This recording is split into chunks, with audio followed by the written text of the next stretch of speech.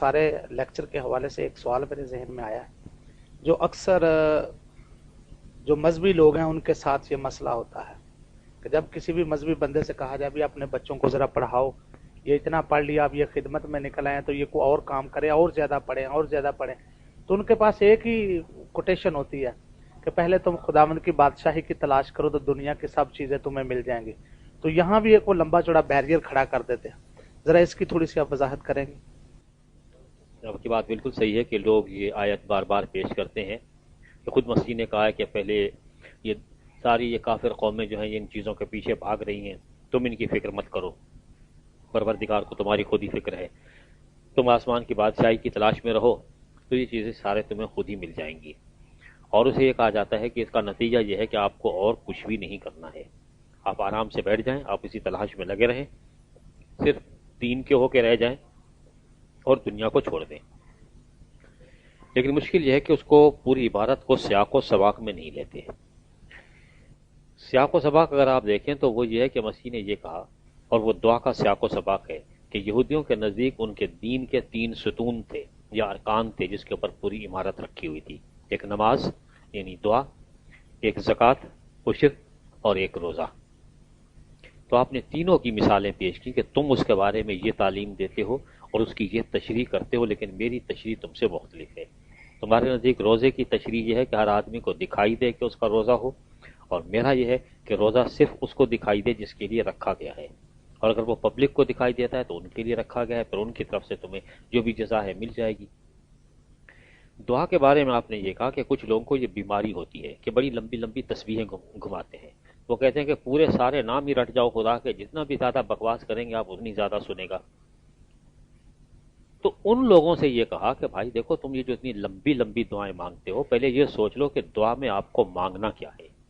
آپ پہلے یہ کہیے کہ پہلے پروردگار کی تعریف کیجیے کہ صاحب آپ کی رضا جو ہے پوری ہو، لیکن اس رضا کے راستے میں کچھ روڑے بھی ہیں اور ان کا بھی دور کرنا بہت ضروری ہے. صرف اگر دعا پہ اتنا ہوتا ہے کہ پروردگار جیسے آپ کی رضا آسمانوں میں پوری ہو رہی ہے، عرش پہ ہو رہی ہے، ویسے فرش پر بھی، اور اس سے ہو جاتی تو آپ کی مشکلات بھی ساری دور ہو جاتی.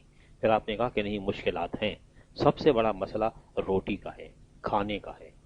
تو آپ اس سے دعا مانگیے کہ پروردگار ہمیں روز کا رزق ہمیں روز عطا فرمائیے، کہ ایسا نہ ہو کہ آپ ہمیں زیادہ عطا فرما دیں تو ہم آپ کو بھول جائیں، اتنا کم بھی نہیں دیں کہ ہم آپ کو گالیاں پکنے لگ جائیں کہ کیسے خدا ہم نے پال لیا، بھیجتا ہی نہیں ہے، سنتا ہی نہیں ہے ہماری، تو ہمیں روز ملتا رہے، ہم بکواس نہیں کریں گے. پھر آپ نے کہا کہ اور بھی مشکلات راستے میں حائل ہیں، تو ان کے لیے بھی آپ دعا مانگے کہ پروردگار ہمیں ہر قسم کی آزمائش سے بچا کے رکھیے اور ہمیں شیطان کی شیطانیت سے بھی بچا کے رکھیے. تو اس دعا کے منظر میں پھر آپ نے یہ کہا کہ اب کبھی ان پرندوں کو دیکھو جو ہوا میں اڑتے پھرتے ہیں، یہ کیا کرتے ہیں؟ یہ کہیں کاٹتے ہیں، یہ کہیں یہ کام کرتے ہیں، یہ وہ کرتے ہیں؟ نہیں کرتے. لیکن کہیں آپ نے یہ کہا کہ یہ پرندوں کو دیکھو، یہ کہیں صبح سویرے اٹھتے ہیں؟ نہیں اٹھتے. یہ تلاش میں نکلتے ہیں، کھانے کی نہیں نکلتے. بھائی وہ سب سے پہلے، مجھ سے پہلے تو پرندے اٹھ جاتے ہیں. یہ نکمے ہونے کی دلیل نہیں ہے. دلیل اس بات کی تھی کہ پرندے نے اپنی ایک فیلڈ مقرر کی ہوئی ہے کہ اسے کاٹنا نہیں ہے، اسے کاٹنا نہیں ہے، اسے فصل نہیں بونا ہے. اس کی فیلڈ یہ ہے کہ وہ صبح سویرے اٹھے اور اپنے رزق کی تلاش میں نکل پڑے. اس کو کہیں دانہ دن کا مل جائے گا، کہیں کیڑا مل جائے گا تو وہ کھا لے گا، جو سب سے پہلے اٹھے گا جا کے اس کو ملے گا، باقی جو ہے وہ بھوکا رہ جائے گا. تو آپ نے محنت سے تو منع نہیں کیا، بلکہ آپ نے کہا کہ وہ جو کام ہے اس کو کرو. بالکل، یہ پہلا کام ہے. پھر سارا دن گھومتے پھرنا، جب شام ہوگی تو واپس چلا جائے گا. اسی طرح سے آپ نے وہ مثالیں دی. اس کے آخر میں یہ کہا کہ اسی طرح سے تم بھی ہلکان مت ہوئے چلے جاؤ کہ کل کو ہم کیا کھائیں گے اور کیا پئیں گے اور پہنیں گے کیا. ان کو دیکھو، یہ پودے تم نے نہیں دیکھے، یہ پھول دیکھو کتنے خوبصورت ہیں. حضرت سلیمان علیہ السلام بھی اتنی شان و شوکت کے باوجود ایسا لباس نہیں رکھتے تھے. ان کے پاس تو اس سے بڑھ کے لباس تھا. تو ویسا لباس کیوں نہیں تھا؟ بات یہ ہے کہ جس قسم کا لباس ان کے پاس تھا اس کے لیے حضرت سلیمان علیہ السلام بھی نے کبھی کوئی نہیں کاتا. وہ بادشاہ وقت تھے، ان کے لیے دوسرے محنت مزدوری کیا کرتے تھے، دوسرے کاٹتے تھے، دوسرے بنتے تھے، اور وہ دوسروں کی کمائی کھاتے تھے. پودا یہ نہیں کرتا، پھول یہ نہیں کرتا، دوسرے کی کمائی نہیں کھاتا، اپنی کھاتا ہے. اس کو آپ نے بیج ڈالا، اس میں جو پانی گیا وہ خود ہی اپنی خوراک پیدا کرتا ہے اور اسی کے بلبوتے پہ زندہ رہتا ہے. تو خود کفیل بننے کی کوشش کرو، دوسروں کے محتاج مت رہو. یہ کب کہا تھا آپ نے کہ صاحب تم بالکل ہاتھ پہ ہاتھ دھر کے بیٹھ جاؤ؟ اس کے بعد آخر میں آپ نے یہ کہا کہ ہاں تم خدا کی بادشاہی کی تلاش میں رہو تو یہ ساری چیزیں تمہیں مل جائیں گی. یہ کھانے پینے کا جو تمہارا بندوبست ہے یہ ہو جائے گا. اب سوال ہے کہ خدا کی بادشاہی کیا ہے؟ آپ اس کی تلاش میں اگر نکل پڑیں بستر بوریا باندھ کے تو کیا یہ سب کچھ مل جائے گا؟ نہیں ملے گا، قطعاً نہیں ملے گا، یہ طے ہے. جس معاشرے سے وہ کہہ رہے تھے ان کے یہاں تھا کہ ان کو معلوم تھا کہ یہ آدمی یہ سادھو آ رہا ہے تو ٹھیک ہے اس کو کھلاؤ پلاؤ، وہ کھلاتے تھے.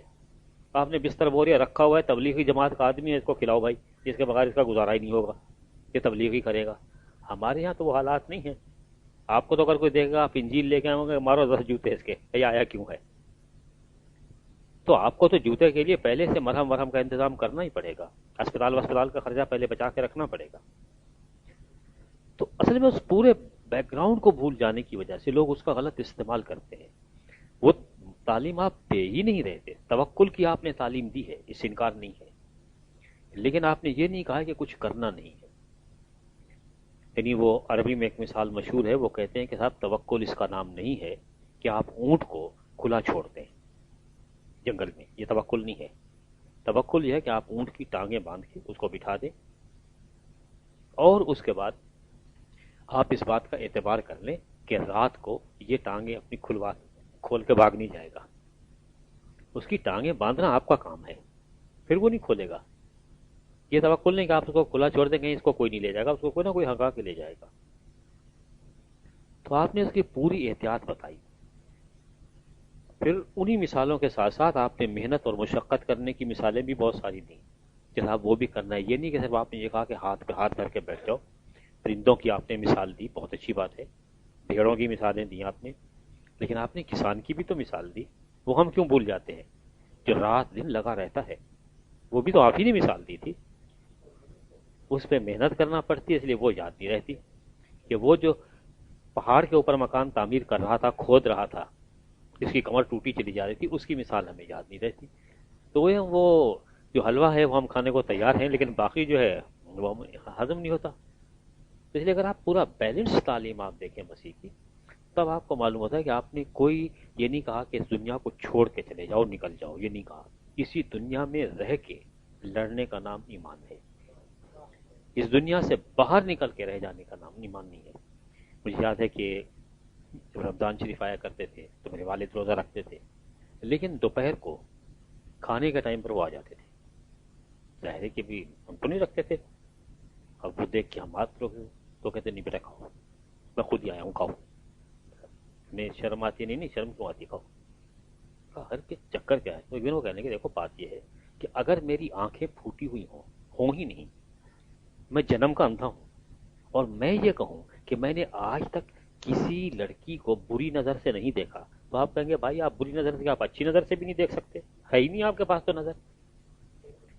تو بھائی اگر میرا روزہ ہے تو میرا امتحان یہی ہے کہ میں دوسروں کو کھاتا دیکھوں اور لیکن پھر ہاتھ روک کے بیٹھا رہوں. اگر میں خود نہ کھاؤں اور دوسروں کو بھی نہ کھانے دوں تو یہ تو کوئی بات نہ ہوئی، یہ تو وہی اندھے والی مثال ہوئی کہ اس کی اپنی آنکھیں نہیں ہے، سب کی پھوڑے چلا جا رہا ہے. تو وہ آزمائش میں رہ کے وہ ہے کہ آپ کے سامنے وہ آزمائش ہو.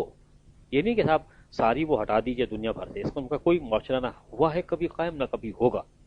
عام طور پر لوگ سوچتے ہیں کہ صاحب اس زمانے کا معاشرہ بہت اچھا تھا، وہ جب پہلے چرچ اسٹیبلش ہوا تو کتنے نیک لوگ تھے. آپ پڑھیے ذرا خطوط پڑھیے پولس کے، آپ کو معلوم ہوگا لڑ رہے تھے، مر رہے تھے، نعرے لگا رہے تھے ایک دوسرے کے خلاف، لگے ہوئے کہ ہم پولس کو نہیں مانتے، میں تو اپولس کا آدمی ہوں بھائی، میں پطرس کا ہوں، میرا دونوں سے کسی کوئی تعلق نہیں ہے، میں تو مسیح کو مانتا ہوں. اور بس جب مجھے معلوم ہو جائے گا سچی بات کیا ہے.